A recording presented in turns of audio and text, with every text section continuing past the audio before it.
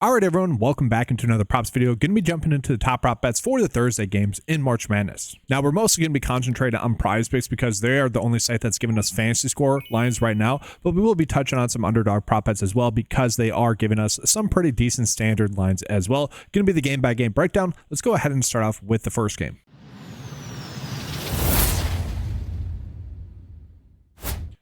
And so the first game is going to be this game, BYU versus Alabama. Okay, now this is a game in which we scroll down here. We're going to see that it's a close game, relatively speaking, a 5.5 point spread in favor of Alabama winning, but it's also a very high scoring game.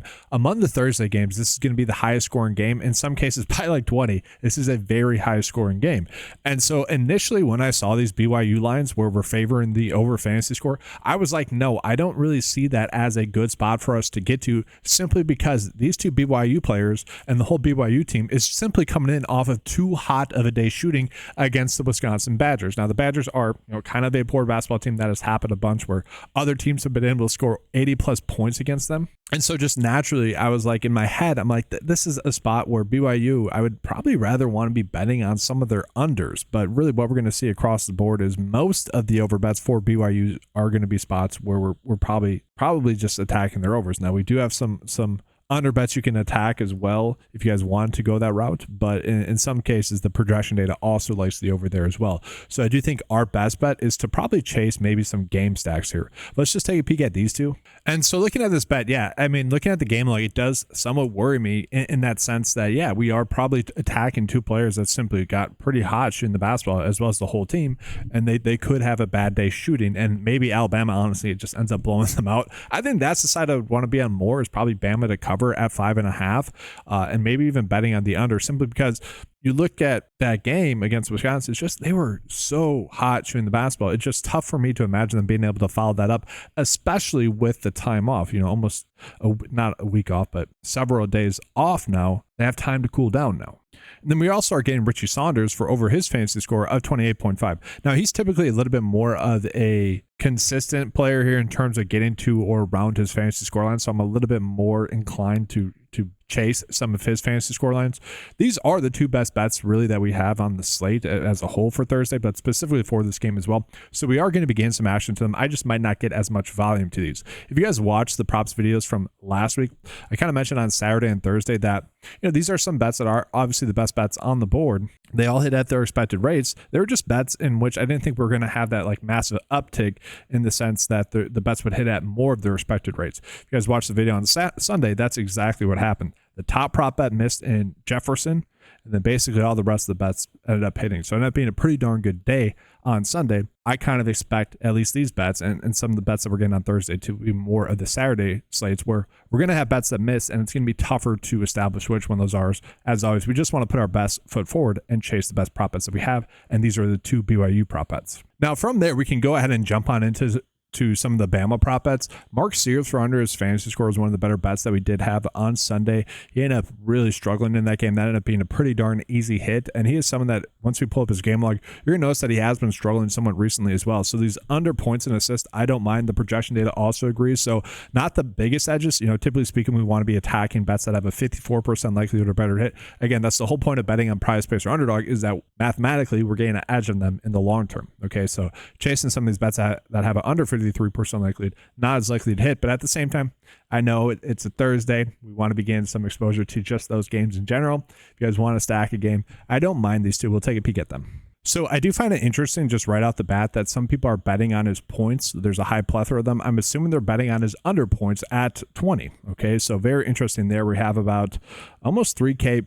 people betting on that, and then his three balls as well. I'm assuming people are just betting on the unders there. Got to remember, Vegas would not be putting out a line like this if they didn't think that he was due to have a better day shooting the basketball from three-ball range. He has been pretty darn ice cold. Maybe having a week removed now, he's going to be good to go. I say a week, several days removed, you kind of have that natural reset. He could get those overs. Okay, so it's not like an egregiously bad line. We did see, though, that the two best prop bets, if he does continue to struggle, we're looking at under 25.5 points and assists. Obviously that correlates very well with the under 3 balls rate made with the points prop bets as well. And then we're also going to notice the same thing here with his points and rebounds as well for his under 24.5. Okay, both of those pretty darn correlate with the under points. It's another way of gaining exposure to that. Again, they both have about a 53.4% likelihood to hit.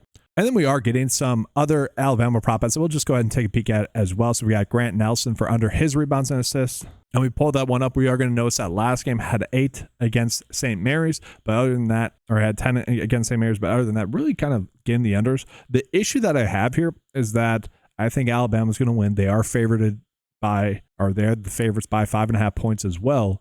And so if that does end up occurring, I don't really want to be on the unders for Bama, assuming that they're going to win.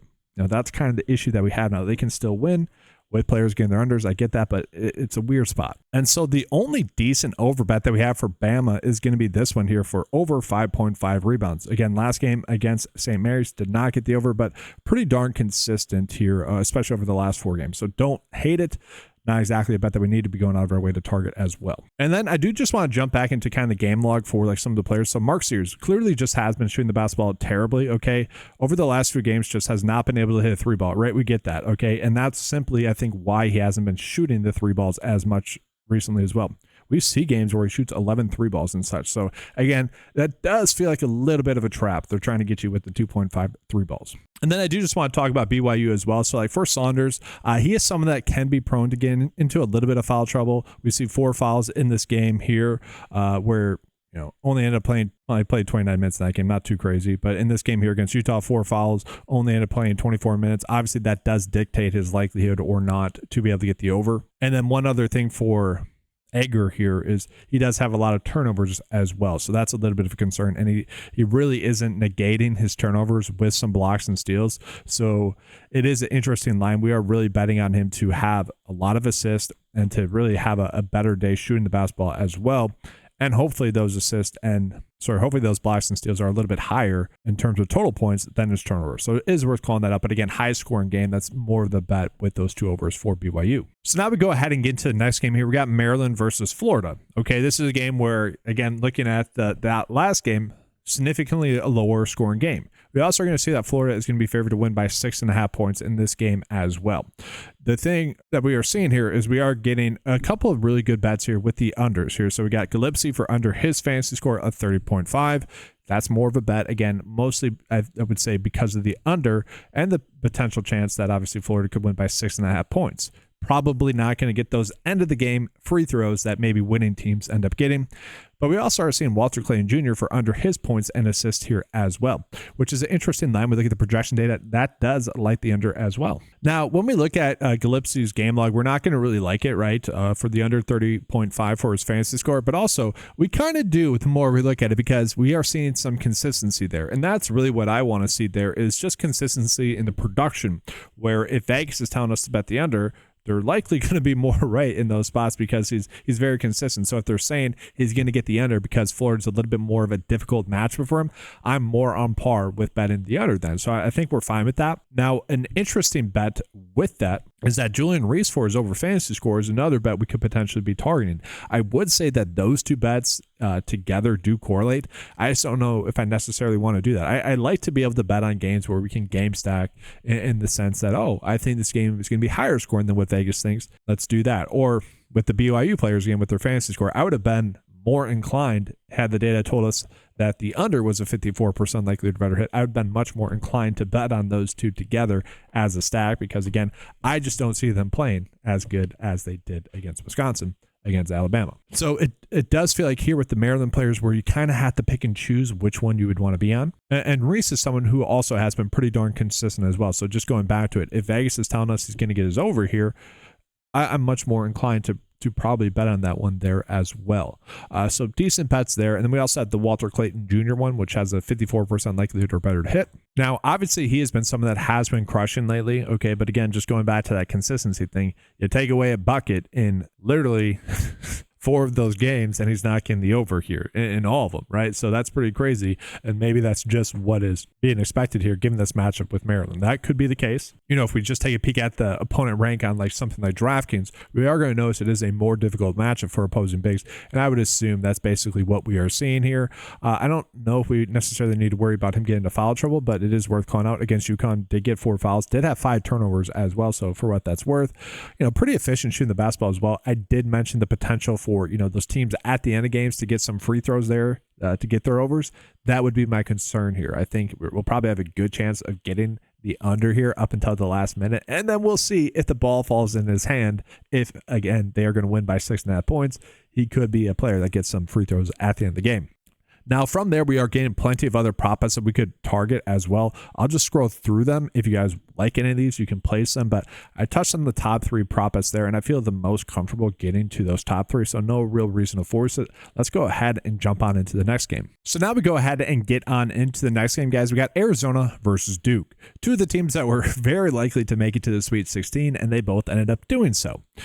We're looking at the game spread, though, and it's going to be a 9.5 point spread in favor of Duke winning. That does slightly start to get into the territory of maybe we don't get a full allotment of minutes for players. I'm not too worried about that with college basketball. Typically speaking, college players are going to be able to get their full allotment of minutes. We might see if this game ends up blowing up by more than maybe the last minute of play, we don't get that, which could end up betting. If you guys bet on Edgecombe on Sunday, he got us over basically with the last 6 minutes, basically the opposite of Jefferson, where he was trying hard for the last several minutes and Jefferson was not. Still tilted about Jefferson there. Such a good spot. He just that was the definition of chalk with Jefferson. Anyways, looking at these, a lot of good bets in this game as well. So we are getting some pretty decent bets for Thursdays, especially.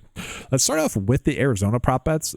Again, the concern here would be the fact that this game is a game in which they're going to be playing from behind. Don't exactly like that. But looking at KJ Lewis for over his fantasy score, the projection data likes it. The average sportsbook line likes it about 2.5 to 3 points more than what the current PrizePicks line is. And so we take a peek at the game log here for KJ Lewis, and we're going to like it, obviously. The only game they did not get the over against, though, however, was Houston, which is obviously one of the better teams in the NCAA. So that is a concern to me. But overall, I think we're looking at his game log and liking it. Now, I will say to me, the concern with Lewis is the fact that he does get this matchup with Duke, a difficult matchup. And so, again, this is, just to reiterate, I've said this a bunch now, this is a slate where the bets that we are getting, I wish they would correlate more with an easy matchup or with the game as I expected to see happening. Thursday games right now as it sits, until we get some underdog lines, they're going to be more of low volume bets for me. And so what I mean by that is there are some days where it just appeals a lot more with some of the bets that we were getting. I might place 10, 20 bets on a single player. For the ones that we were getting here, still going to get exposure to them, but it's probably going to be closer to 3 bets, if that makes sense. So not as much exposure to them. And that's going to be the same with KJ Lewis. And that's why I'm breaking it down game by game, because I do think it's more of an opportunity to bet on game stacks rather than just overall. So another bet that we have as well is going to be Caleb Love to get over 20.5 points and assists. Not a terrible bet. This one has a 54% likelihood to hit. Now, I do want to start off with just calling this out, guys. If you combine his 17.5 points and his 3.5 assists, we can already see that we're getting a 0.5 value, or a slight value here with this 20.5 points and assists line that we are getting. Now, when we take it as game log, I will say it's a little bit misleading here. The game against Arkansas, only 14 points in that game. The game against Houston, we would like the over there for sure. But when we look at the minutes, obviously against Oregon, 37 minutes in that game. And the game against Arkansas, 25. That game was a blowout. This game is not expected to be a blowout, so we're not too worried about that. But again, this is another one we're looking at it a little bit deeper. I wish the Vegas was telling us to bet the under. I think I'd be more inclined to get on that, but it is what it is. That's the best bet that we have, or one of the best bets that we have for this game. Another one that we have is going to be Cooper Flagg to get over his fantasy score. It is worth calling out that we are getting a free square bet for Cooper Flagg. I'm going to wait until that day to play some of those bets. Hopefully we get some good MLB prop bets. Those are coming out. I'm going to be having the MLB opening day video out for you guys as well, probably tomorrow, maybe tonight. I'll probably get exposure there, or some NBA prop bets, or if the underdog lines come out for some of these fantasy score lines and we are noticing that we are getting massive edges on PrizePicks, I'll be attacking it that way. With the free squares, it's all about making the best decisions possible with those so that we can just take the free money that they're trying to give us. And looking at Cooper Flagg for over his fantasy score, guys, it is an interesting one here. Okay, he has been right around there in the games where he's like kind of needed to, if you will. So like this game got injured. Okay, 15 minutes in that game. The opening round game, 22 minutes only in that game. This game was a blowout as well, 29 minutes in that game. So, you know, assuming that he needs to get to closer to 30 minutes in this game because it's a closer scoring game, that would elevate him in the sense of him being able to get his over here as well. So some interesting spots here for this game, but looking through it, nothing really feels like a lock and load bet. Okay, and that's kind of the issue here, but a lot of them are going to be those top plays. Got Toby for over his points, rebounds, and assists, 53% likely or so to hit. Projection data likes the over. Again, if we start to go down a little bit more, we start to feel ourselves forcing it a little bit more. So let's go ahead and jump on into the last game for Thursday. All right, so we are going to go ahead and jump on into this last game. It is the lowest scoring game on the slate. So we have one game that's projected to be massive points, and we have another game that's only 147.5. That's pretty crazy to see that big of a difference in the games. Texas Tech is going to be favored by 5.5 points in this game. No real shock there. Now, that being said, guys, with some of the bets that we are getting, a low scoring game, kind of a close game, I don't mind the idea of getting to some of these under fantasy score bets. So this is where I like it a little bit more because it correlates somewhat with what we were seeing. The issue that we have here is that they're not over 54% likely to hit. Now, that is just a good gauge of bets that you should or should not be placing. Not an end all be all, especially when we're attacking a specific slate rather than the best bets available on the day for the full day. But I do like that, at least, that it's a low scoring game. We're being told to bet some unders. We'll take a peek at those. So the first thing that I think is worth calling out here is just the matchup that Arkansas is going to have in this game. The 10th most difficult matchup for opposing guards on the year. Okay, so that correlates one with the low scoring game that we have, but also with some of those under fantasy scores that we could potentially be looking at here. Now, people are going to look at the game log for Davis and probably not want to bet on the unders. I get that, but in the matchup against St. John's, only 23.5 in that game. I think we could see that end up happening here again, where given the matchup, low scoring game, we could be expecting that. And then same thing with Wagner, where at least I like the line a little bit more in the sense that it has been a little bit more consistent in his line. We see two big spike games. Okay, that's fine. But for the most part, he has been getting to right around 19.5. And so if Vegas is telling us that this is going to be a lower scoring game in a matchup where they could struggle, the guards could struggle, I am more inclined to bet the unders. Now, again, just to reiterate, they aren't 54% likely to better hit, so not exactly locking the bets. But again, if you're trying to chase some bets for this game, you can go ahead and do that one. And then lastly, another bet that's okay, worth mentioning, is Hawkins for over his fantasy score. Again, we see a consistent game log, especially over his last 4 games. He is someone that matchup-wise doesn't draw a terrible matchup as well. He's a player that does get heavy minutes as well. So yeah, I'm more inclined in a decently close game to want to bet on his over, but again, pretty low scoring game as well, so don't exactly need to go crazy with that, and that probably echoes again why it's only about a 52.3% edge. So we are going to go ahead and get to my favorite bets, but I do want to remind you guys of the 9to5 membership. So get all the tools available on the 9to5 membership or on the 9to5 website for just $10 a month. That's going to be included in your 9to5 month membership. Again, $10 a month gets you access to all the tools available on the site. So we jump into the 9to5 bet of the day here for this slate. Just highlighting the top 6 prop bets that we have. Again, this will probably change up until game lock. Some of these bets will probably get bumped, especially something like the points and assist one that we are getting here with these two. Those will probably be adjusted. Okay, the fantasy score lines as well. Just worth checking the cheat sheet before you place those prop bets, especially when the underdog lines come out. Just be making sure we're making the best bets possible. Like if Glipsy ends up being at 32.5 on underdog, obviously we want to be chasing the under more on there. Same thing with these over bets for the BYU players. If we want to be using those, we could make those on underdog if their lines are a little bit lower. That's assuming that the Vegas data does not change, which it could. Obviously, the smaller amount of games that are there, the more likely the public money is to come in on certain bets that might change Vegas's initial thoughts for some games. Now, real quickly, I do want to show you guys some underdog bets. If you guys have never signed up for underdog, make sure to use the promo code 925 spelled out. They'll give you guys a 50% deposit match up to $2,000. Also worth mentioning, I'm sure if you guys are watching the PrizePicks video and content still, you already are signed up for PrizePicks, but if you're not, use the number 9 and then TO5. They'll give you guys an instant $50 when you spend your first 5. And so just looking at, guys, we are getting some okay spots here as well. We got Sean for under his points and assists. He's been crushing it. I don't know if I necessarily want to get there, but it is worth calling out. Like some of the good bets that we are getting on PrizePicks, we also are still getting on underdog. So it is worth calling that out. No need to give you guys a specific bet of the day. It would just be betting on these top 3 prop bets that we have that are currently good EV bets, using that in a 3-slip bet to get that 6x payout. And that's a better bet, obviously, on PrizePicks than it would be on a better bet on Underdog as to PrizePicks, because PrizePicks only pays out 5x. So it is worth mentioning that. That's going to do it, though, for this video, guys. Make sure to give a like and subscribe to the channel. Comment your guys' favorite prop bet as well if you guys have one. Again, if you guys want access to any of the tools, make sure you're making the best decisions possible each and every slate. Head on over to 9to5sports.com to get access to those tools for just $10 a month. Thank you for watching. Good luck. And as always, let's keep cashing.